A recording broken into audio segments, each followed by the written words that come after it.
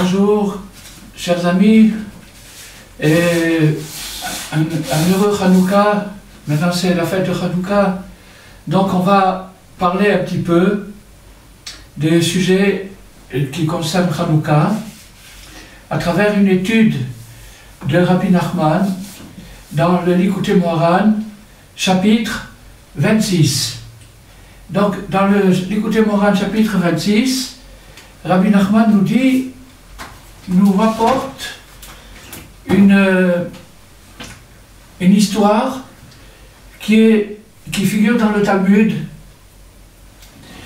dans le traité de Bechorot, et qui est une histoire qui s'est passée à l'époque des Romains. Et donc on va en parler maintenant, on va expliquer. Mais d'abord, on va étudier cette leçon de Rabbi Nachman qui est extrêmement courte. C'est une des plus courtes, mais très très intense.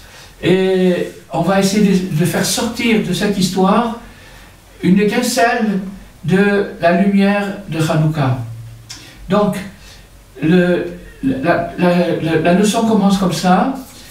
Quand un poussin, vous avez bien entendu un poussin, un petit poussin, est mort dans son œuf, par où est sorti son souffle?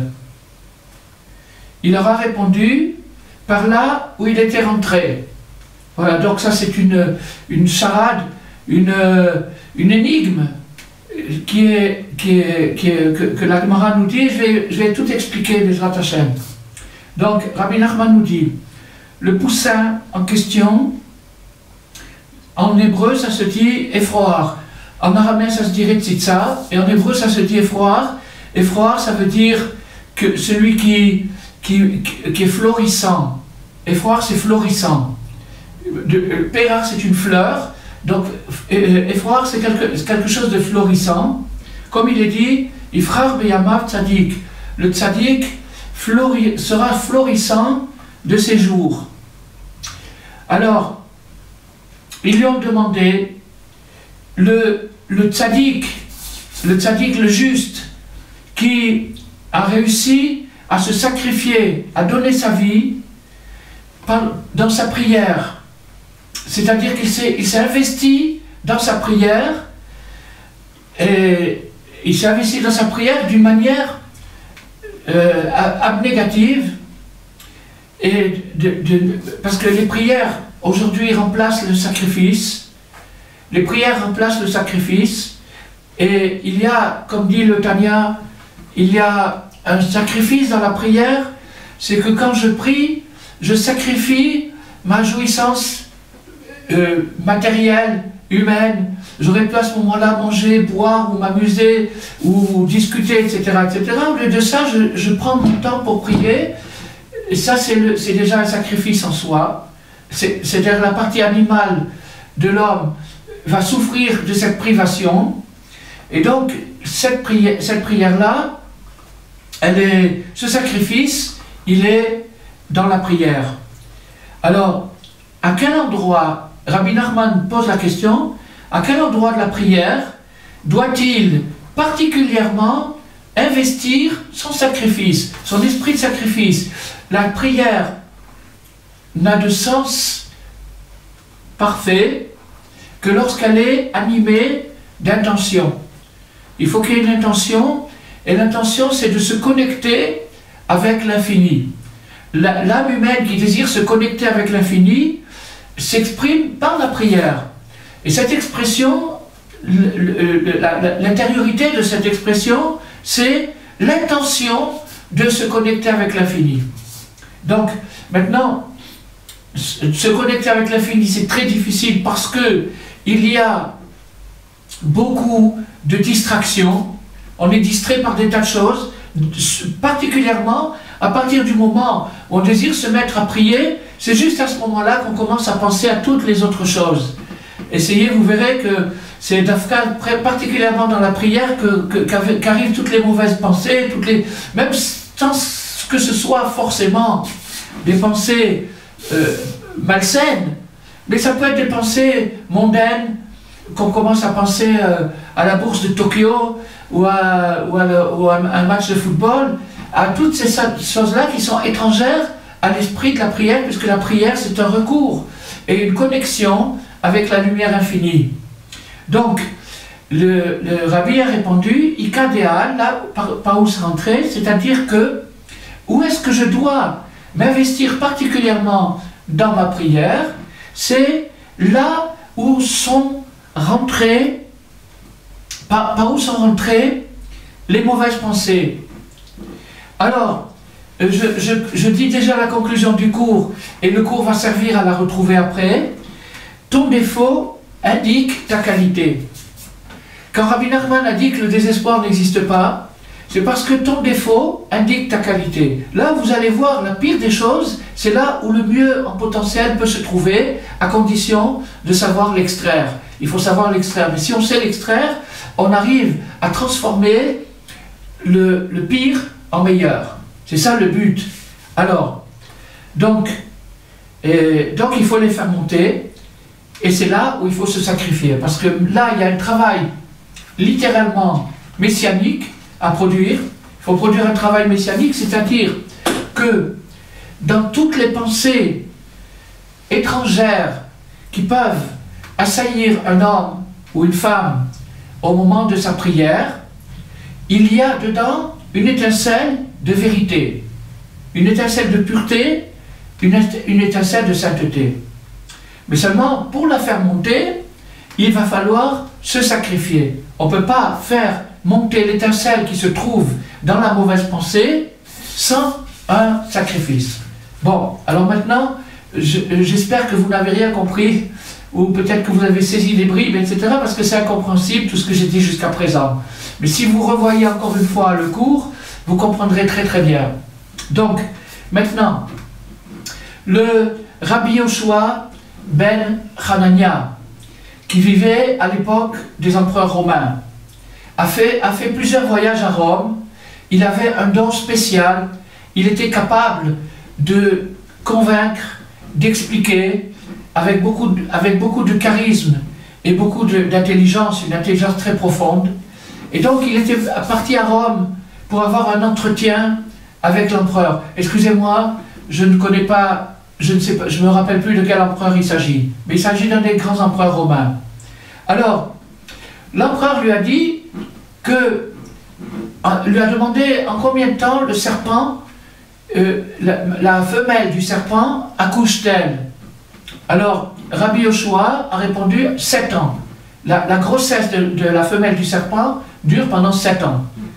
Alors, l'empereur lui a dit, mais c'est pas juste du tout.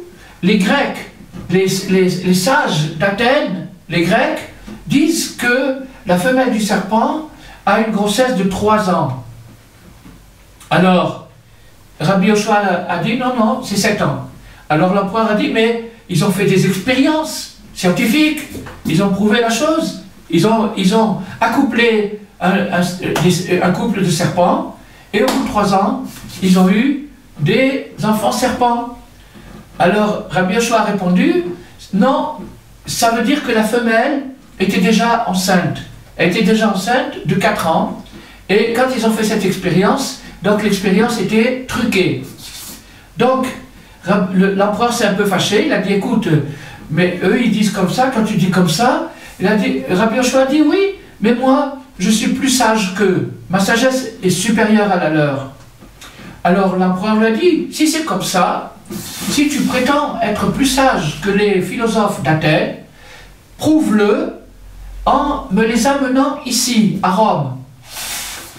Alors, Rabbi Yoshua a dit, combien ils sont? 60. Alors, donne-moi un bateau où il y a 60 cabines, et dans chacune des cabines, 60 chaises. Et il est parti à Athènes. Rabbi Yoshua est parti à Athènes. Quand il est arrivé là-bas, il a eu un tas d'histoires pour pouvoir rentrer dans l'académie, qui était très très bien gardée. Il y avait des gardes qui tuaient toute personne qui veut rentrer ou qui veut sortir. Ils étaient tués. Rabbi Yoshua, par sa sagesse, a réussi à s'introduire dans l'académie, et il a rencontré les sages d'Athènes, qui effectivement étaient dans leur académie, dans leur amphithéâtre, au nombre de 60. Alors quand ils l'ont vu, ils n'ont pas compris d'où il vient celui-là. Ils leur ont dit, qui es-tu? Il a dit, je suis un sage juif qui vient étudier chez vous, je viens vous poser des questions, je viens apprendre de votre sagesse. Alors, ils ont dit d'accord. Alors il a dit, écoutez, on va avoir une polémique, et celui qui aura gagné la polémique, si c'est vous qui gagnez la polémique, vous les sages d'Athènes, si c'est vous qui gagnez la polémique, vous ferez ce que vous voulez avec moi. Et si c'est moi qui gagne la polémique, vous viendrez manger un petit repas sur mon bateau. Alors, la polémique a commencé, et elle était enragée, parce que les sages d'Athènes ont sorti les énigmes les plus profondes de leur philosophie. Il y en a, la Guémara nous ramène 12 énigmes, plus la 13e, c'était celle du serpent, 12 énigmes qui sont des pièges en fait, et qui cachent des intentions particulières.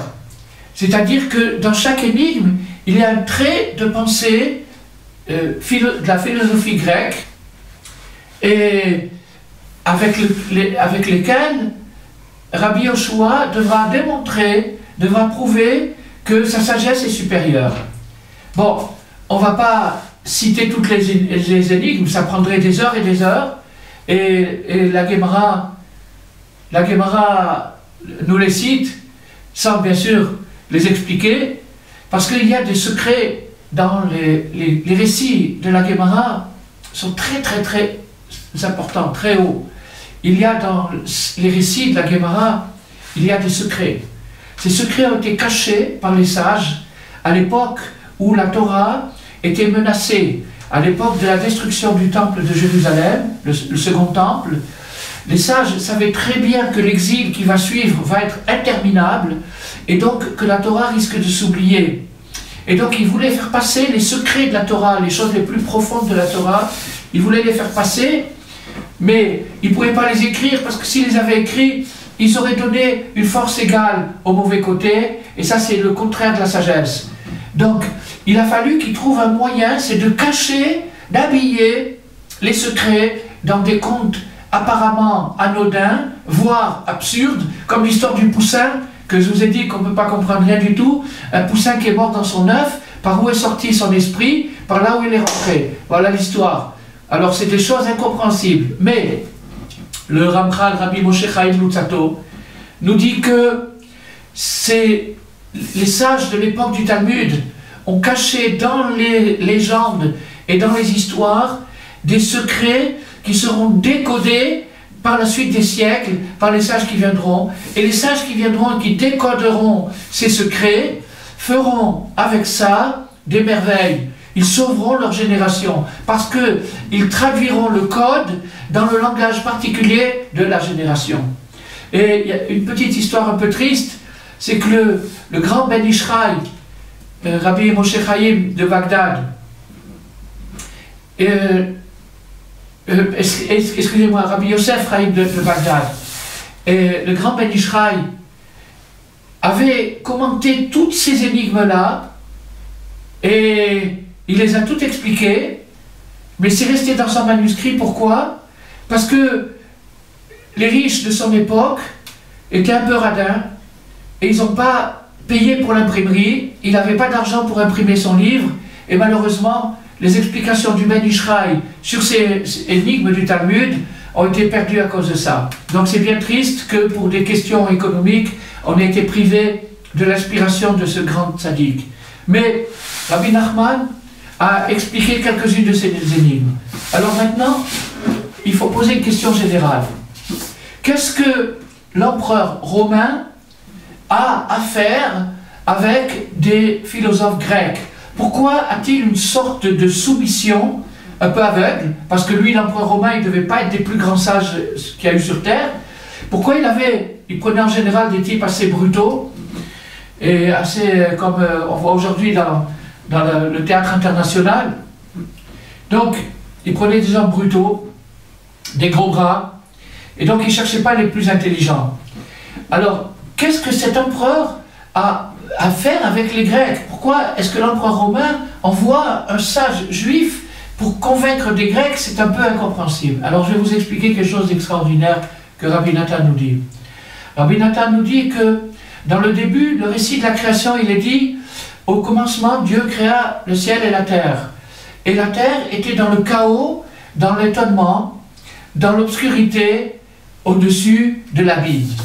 Alors, le chaos, l'étonnement, l'obscurité et l'abîme sont 4 sortes de catastrophes qui ont eu lieu à la création du monde. Quand Dieu a créé le monde, il a mis dans le monde 4 catastrophes.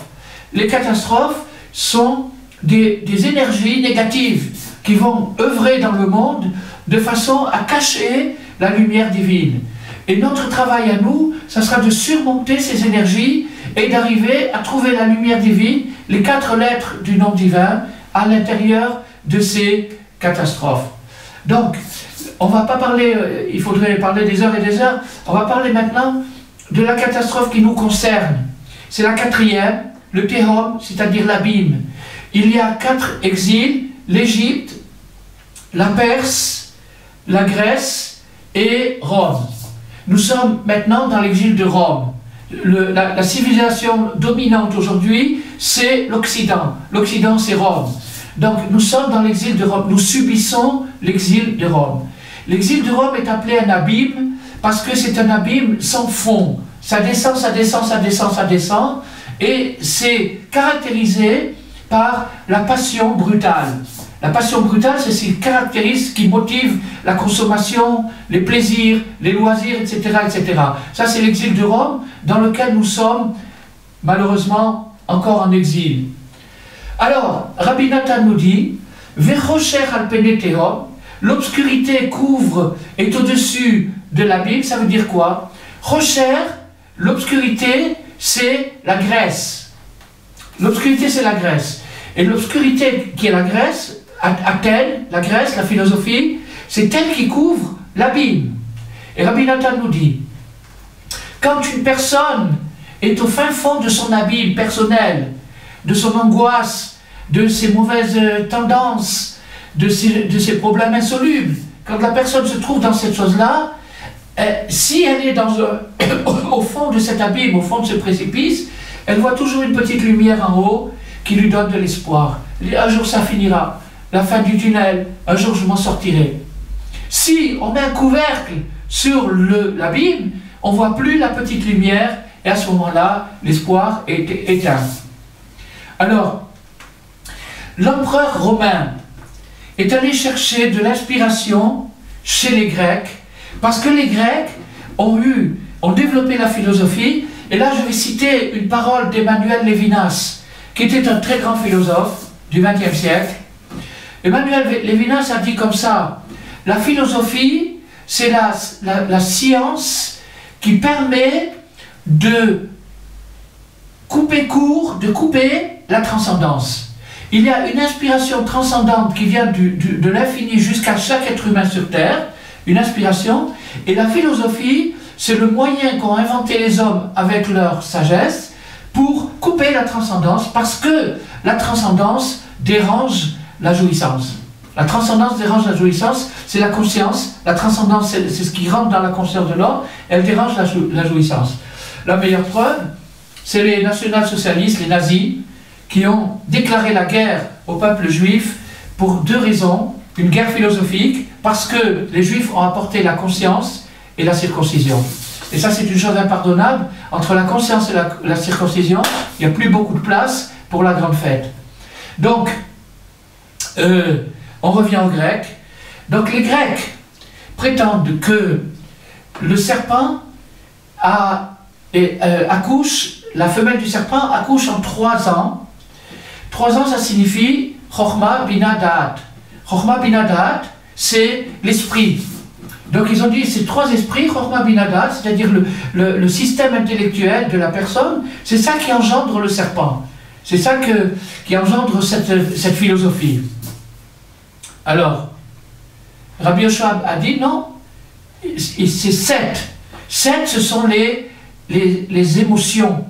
Le système émotionnel de la personne, c'est ça qui engendre le serpent. C'est-à-dire que tout ce que vous voyez de serpent autour de vous, ça vient d'une émotion détraquée. un trouble émotionnel. Alors quand il y a un trouble émotionnel, ça engendre des mauvaises pensées, des pensées de découragement, des pensées de haine, des pensées de jalousie, des pensées de vice, des pensées de passion, etc., etc. Toutes ces pensées, elles proviennent des émotions. Alors c'est ça, si vous voulez, la grande polémique entre Jérusalem et Athènes, c'est qu'à Jérusalem, chez Rabbi Yoshua ben Hanania, on dit ce sont les émotions qui engendrent les passions. Tandis qu'à Athènes, on dit non, les passions sont suscitées par la raison. La raison décide qu'il convient d'être passionné pour le football, il convient d'être passionné pour la guerre, il convient d'être passionné pour toutes les aberrations humaines qui sont soi-disant produites par la raison. Alors, Rabbi Nathan nous dit non, cette femelle serpent, elle était déjà enceinte, c'est-à-dire qu'avant de concevoir sa philosophie, il était animé par des sentiments. Et c'est ces sentiments qui ont influencé son esprit pour inventer telle ou telle théorie de Socrate ou de Diogène, etc., etc. Tout ça a été fait par des sentiments, par des tournures sentimentales, émotionnelles. Naturellement, les Grecs s'en défendent. Ah, j'ai oublié de vous raconter la fin de l'histoire. Finalement, c'est Rabbi Yoshua ben Hanania qui a gagné. Il a coffré l'académie, tout le beau monde de l'académie, il l'a amené dans son bateau. Il a largué la mare et les a ramenés à Rome. Et là, à Rome, ils ont eu une fin qui n'était pas brillante. Donc cette histoire nous indique qu'à la fin, c'est Rabbi Yoshua ben Hanania qui va gagner. Bon, maintenant, on va donc revenir dans notre sujet et on va expliquer avec tout ce que j'ai dit. Et si on a le temps, je ne sais pas si on aura le temps, mais si on a le temps, on fera le lien avec Hanouka. Donc, je répète, un poussin qui est mort dans son œuf, par où est sorti son esprit?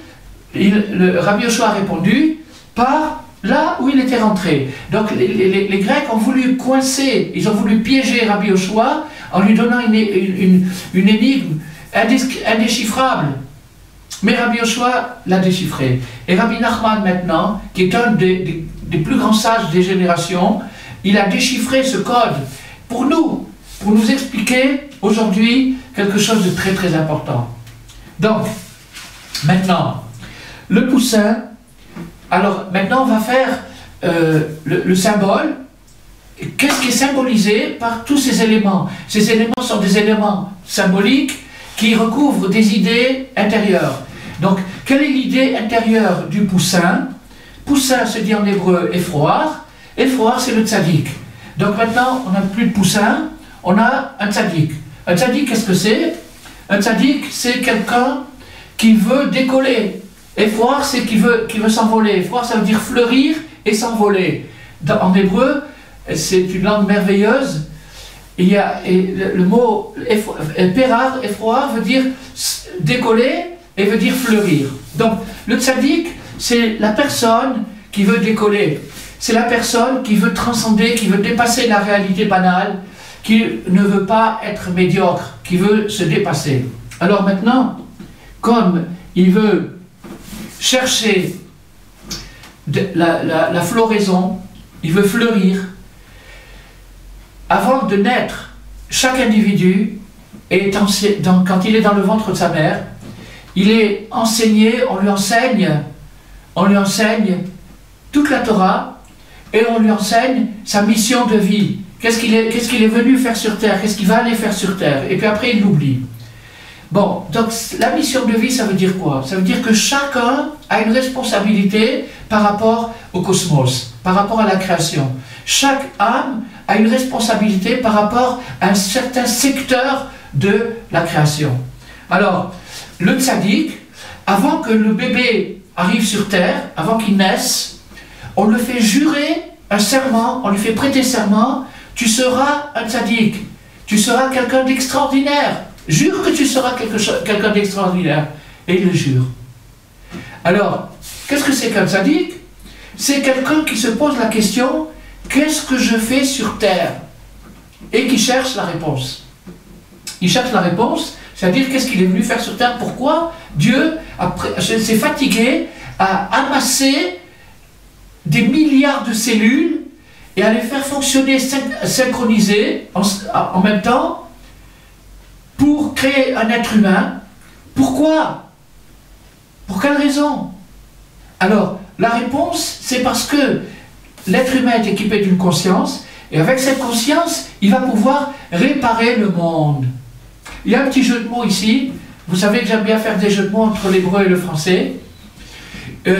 Quand Dieu a fait les catastrophes dont on a parlé, de façon à créer le terrain du jeu, la place pour le drame, le théâtre. Alors quand Dieu a créé ça, il a créé des catastrophes, et à cause de ces catastrophes, il y a eu 288 étincelles qui se sont, de Kedusha, de clarté, de spiritualité, qui se sont éclatées et éparpillées dans le cosmos.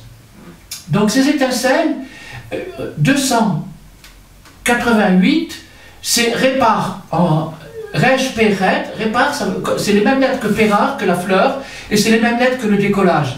Mais répare, ça veut dire, c'est les 288 étincelles que nous devons racheter. Mais répare, ça veut dire réparer. Donc, qu'est-ce qu'on doit réparer? Répare. Les 288, chacun a une petite fraction de ces 288, suivant sa grandeur d'âme. Il a une fraction dans cette œuvre extraordinaire, universelle et transcendante. Et donc, il a un rôle messianique. Il doit racheter son étincelle. Alors, maintenant, on commence à se rapprocher un petit peu de la profondeur. Alors, donc maintenant, le tzaddik, qui est la personne qui prend sa responsabilité. On m'a dit, on m'a fait jurer, et nous avons tous juré. On l'a oublié, parce que dès qu'on arrive sur terre, l'ange nous frappe ici, entre le nez et la bouche, ils le disent en hébreu afalpi, le nez sur la bouche.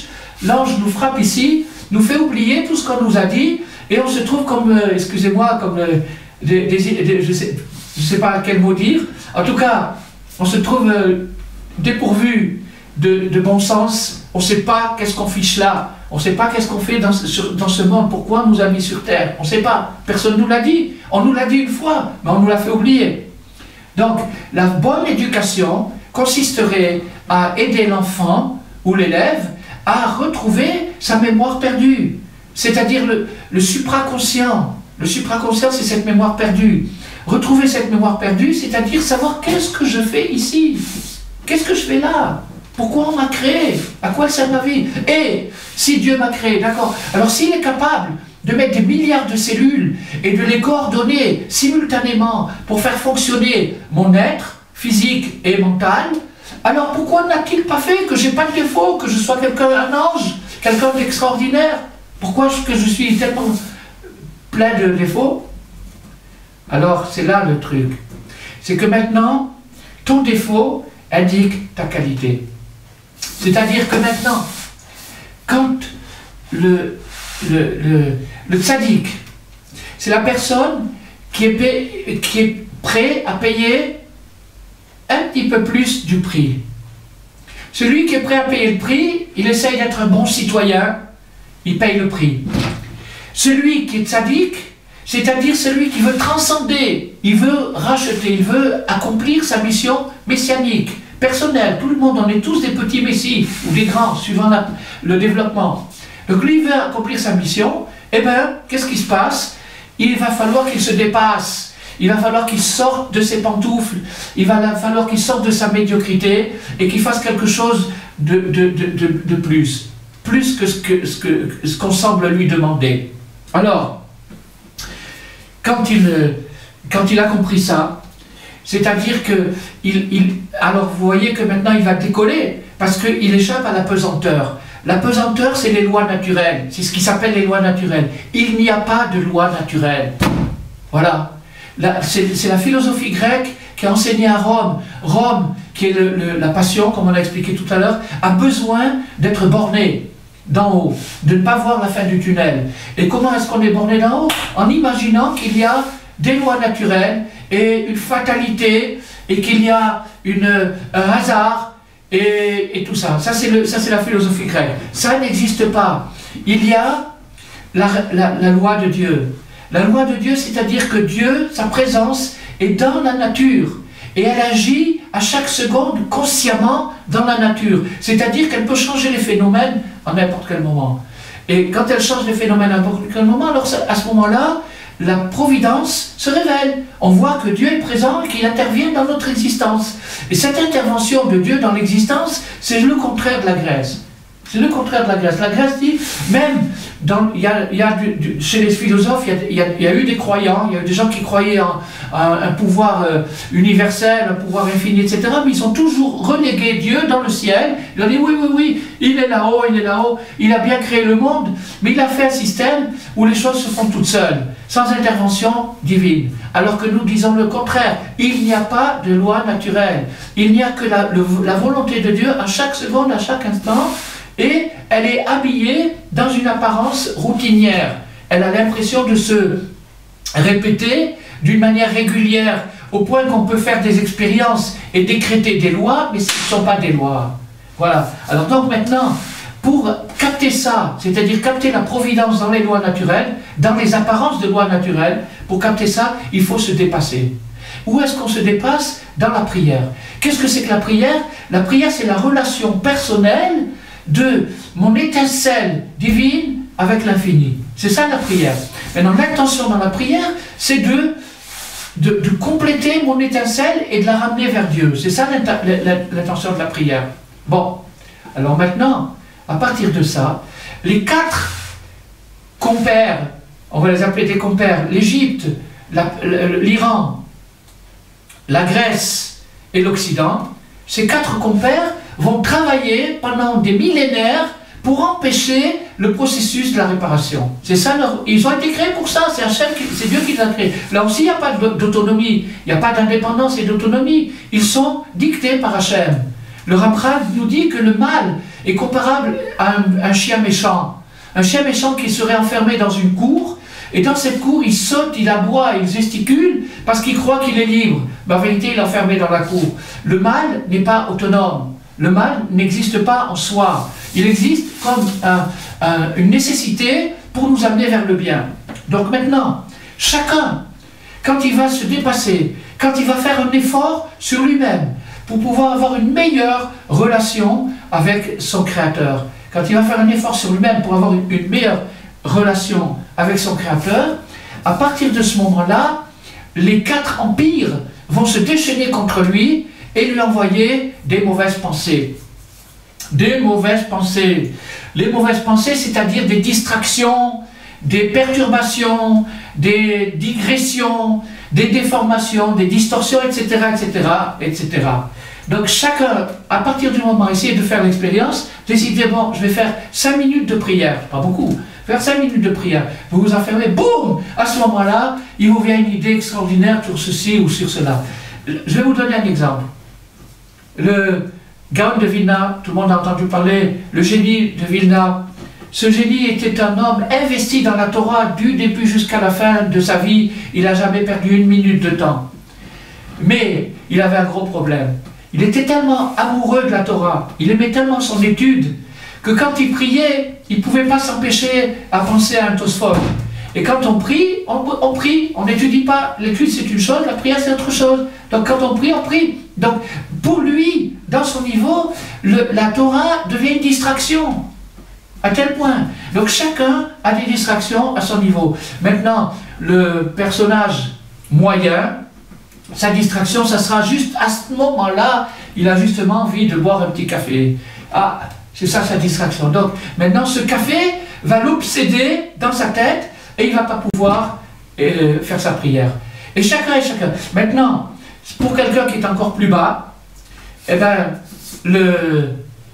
il est tellement bourré de distractions dans sa tête, de films et de mémoires qui lui tournent dans la tête 24 heures sur 24, qu'il est complètement découragé.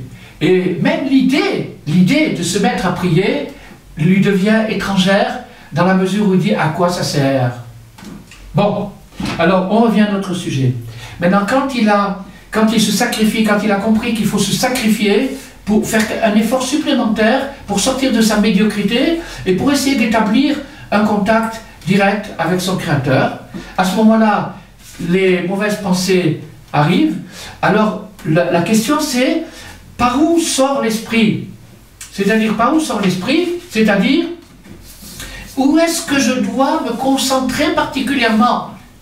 Toute la prière est une concentration. Maintenant, où est-ce que je dois me concentrer et m'investir particulièrement? Alors, Rabbi Nachman nous traduit, nous décode le message de la Gemara. Il dit, où est-ce que tu as des mauvaises pensées? C'est là où tu dois te concentrer. C'est-à-dire, ton défaut indique ta qualité. Tous les jours, on a un nouveau défaut.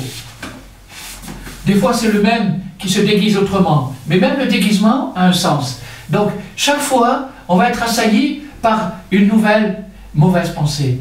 Et, au lieu de s'en accabler, au lieu de dire, oh là là là là, j'essayais d'être pur, j'essayais de m'élever, j'essayais de connecter, j'essayais de... etc. On se dit, et voilà, chaque fois que j'essaye, boum, c'est là où me viennent les idées les plus horribles, les idées les plus lugubres à cause de ça. Alors, Rabbi Nachman nous dit, au contraire, ton défaut indique ta qualité. Cette mauvaise pensée horrible, dégoûtante, qui vient maintenant, elle contient en elle une des 288 étincelles de la journée. Tu as une étincelle, et cette étincelle est cachée dans une clipa. La clipa, c'est comme la coquille de l'œuf, c'est une coquille qui cache l'intérieur et qui empêche la communication. Donc maintenant, cette clipa, elle cache quelque chose d'extraordinaire. Elle cache quelque chose d'extraordinaire. Et si tu arrives à faire un petit effort sur toi-même pour briser le découragement, de se dire, ouais, chaque fois que j'ai essayé de m'arranger, c'est toujours là où il m'arrive des catastrophes, etc., etc. Si tu fais un effort pour ça, alors qu'est-ce qui va se passer? À ce moment-là, il va y avoir une floraison, et il va y avoir un décollage. Pourquoi? Parce que cette mauvaise pensée qui abritait en elle une étincelle magnifique, elle va venir dans notre âme, elle va venir en nous. C'est-à-dire que notre âme aura grandi. Notre âme aura grandi, on aura grandi d'un cran. Et si quelqu'un répète ça fréquemment, eh bien, à la fin du compte, il aura fait sa mission de vie.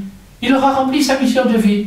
La prière l'aura conduit vers sa solution personnelle, vers sa réalisation personnelle et vers tout ce qu'il doit atteindre dans ce monde-là. Donc, Rabbi Nachman nous dit, si tu veux connaître ta mission de vie, tu dois aller chez le juste.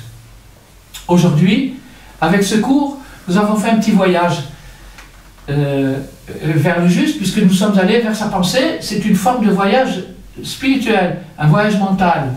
Donc, grâce à ça, on a fait le pont entre les deux extrêmes. Les deux extrêmes, c'est Ifrar Beyamav Tzadik. Le Tzadik fleurira,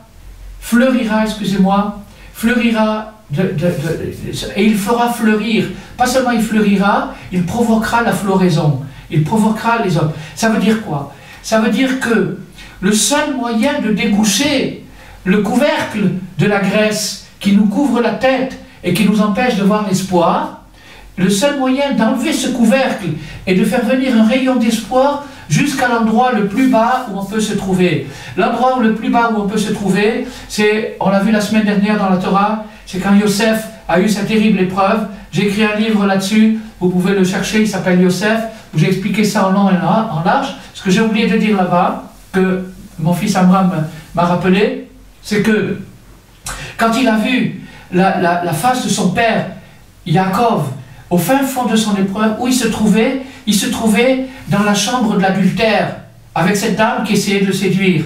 Il était au bord du théum, au bord du gouffre. Il était prêt à tomber dans le gouffre. À ce moment-là, il a vu l'effigie de son père. Ça veut dire quoi? Ça veut dire que son père, Yaakov, Israël, se trouve partout. Cet esprit-là est partout, même dans les endroits les pires, les plus reculés, les plus enfoncés dans la crasse et les plus bas. Ton défaut indique ta qualité. Si tu te trouves là-bas et que tu as des pensées vraiment, vraiment horribles, eh bien sache que dans cette horreur, il y a une merveille. Maintenant, l'homme moyen, quand il se trouve entouré de choses négatives, il devient lui-même négatif. C'est ça la nature de l'homme. Dès qu'il est entouré de négatif, il devient négatif. Donc quand on se trouve dans des endroits pareils comme Yosef, quand il s'est trouvé dans cet endroit-là, on est au bout du rouleau, on n'en peut plus, on baisse les bras, c'est la défaite, c'est le découragement. Alors, maintenant, la chance de... Je vais vous lire comment c'est traduit dans la Bible du rabbinat, ce verset-là. Que sous son règne, le juste soit florissant et la paix abondante jusqu'à extinction de la lune. Ah, alors, jusqu'à extinction de la lune. Pourquoi est-ce qu'on veut, qu'est-ce qu'elle nous a fait la lune, pourquoi on veut l'éteindre? Alors, la lune, c'est les mêmes lettres, lune, c'est les mêmes lettres que nul. Quand quelqu'un croit qu'il est nul, c'est les mêmes lettres que la lune. L'espoir du nul, c'est de ressembler à la lune. La lune, elle est réflective et réceptive. Elle reçoit la lumière du soleil. La lumière du soleil, c'est la lumière du tzaddik. Le tzaddik, c'est celui qui a complètement surmonté l'Académie des Grecs et qui a vaincu les 60 académiciens d'Athènes. Tous ensemble, les amenés dans son bateau jusqu'à Rome. Et il a montré à l'empereur romain que c'était du pipeau, que ça valait rien du tout, que c'était des théories fausses. Donc maintenant, la lune, le nul, la personne qui se sent nulle au fond de son trou et qui voudrait retrouver l'espoir, elle doit se transformer en lune. En lune, c'est-à-dire d'être réflective par rapport jusqu'à l'extinction de la lune, c'est-à-dire qu'à la fin, elle deviendra un soleil. Il n'y aura plus la lune. La lune finira par être réparée, elle deviendra un soleil. Vous pouvez devenir des soleils. On peut devenir un soleil. Chacun peut devenir un soleil. Mais avant de devenir un soleil, il faut d'abord être une lune. Pour être une lune, c'est en se connectant face au soleil, qui est le tzaddik. Le tzaddik, c'est celui qui a extirpé de sa tête et de son cœur toutes les pensées extérieures, toutes les pensées mauvaises. Et à ce moment-là, c'est lui qui nous donne la force de surmonter notre médiocrité, notre petitesse, quand on est tombé très bas. Alors, ce cours-là, il pourrait s'appeler Dieu pour les nuls. Nul, c'est la lune. Dieu pour les nuls, ça veut dire que Dieu pour tout le monde. Vous savez très bien qu'il y a des élitistes, des gens qui prétendent qu'il faut être une élite, qu'il faut être un champion, qu'il faut être tout ça, ça amène du découragement sur Terre parce que, surtout dans nos générations, on est loin du compte. On est vraiment loin du compte. Donc, on va mettre ça de côté, la lune. On va se transformer en lune, on va s'orienter vers Rabbi Nachman et vers les tzadikim, tous les tzadikim de la génération, et on va recevoir d'eux un rayon d'espoir. C'est ce que nous avons fait aujourd'hui. Alors pour terminer, le rapport avec Hanouka, il est évident. Hanouka, c'est la guerre interminable entre la pensée de Yerushalayim, la pensée de Torah, la pensée des tzadikim, et la pensée grecque, qui est pour la science, les lois naturelles, etc. Alors cette guerre-là, c'était la guerre qu'il y avait à Hanouka. Les Grecs voulaient amener de l'obscurité, ils voulaient obscurcir notre horizon, ils voulaient nous empêcher de voir la fin du tunnel. Alors, les Hashmonaïm, les Asmonéens, c'est eux qui se sont levés en sacrifiant, en risquant leur vie. Ils ont risqué leur vie. Rabbi Yoshua a risqué sa vie. S'il avait perdu dans la polémique, ou bien si les sages d'Athènes avaient été un peu malhonnêtes ce jour-là, eh ben, il l'aurait tué. Donc il a risqué sa vie pour ça. Les Hashmonaïm, ceux qui ont fait le miracle, qui ont amené le miracle de Hanouka, c'était des gens qui ont surpassé la médiocrité et qui sont devenus extraordinaires. Alors maintenant, du fait que, qu'est-ce qu'ils ont cherché à purifier? Qu'est-ce qu'ils ont cherché à purifier? Le temple de Jérusalem. Le temple de Jérusalem, c'est la maison de la prière. Et la maison de la prière, c'est-à-dire l'endroit où on apprend à connecter avec l'infini. Donc, les sacrifices qu'on apportait au temple, aujourd'hui, c'est la prière. J'ai expliqué pourquoi c'est comparé à des sacrifices.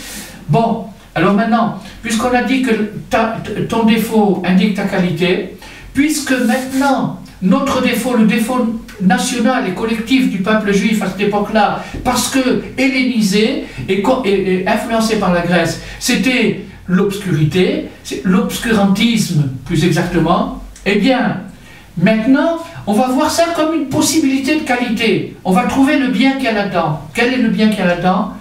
La petite fiole d'huile pure qui était restée intacte et intouchée par la grâce de Dieu, parce que Dieu a vu le sacrifice de ses enfants, et il a permis qu'il y ait cette petite fiole d'huile pure. L'huile symbolise la pensée qui permet de briller, qui permet d'amener de la lumière. Et donc, eh ben, je souhaite à chacun et à chacune de tout cœur une bracha d'Eretz Israël.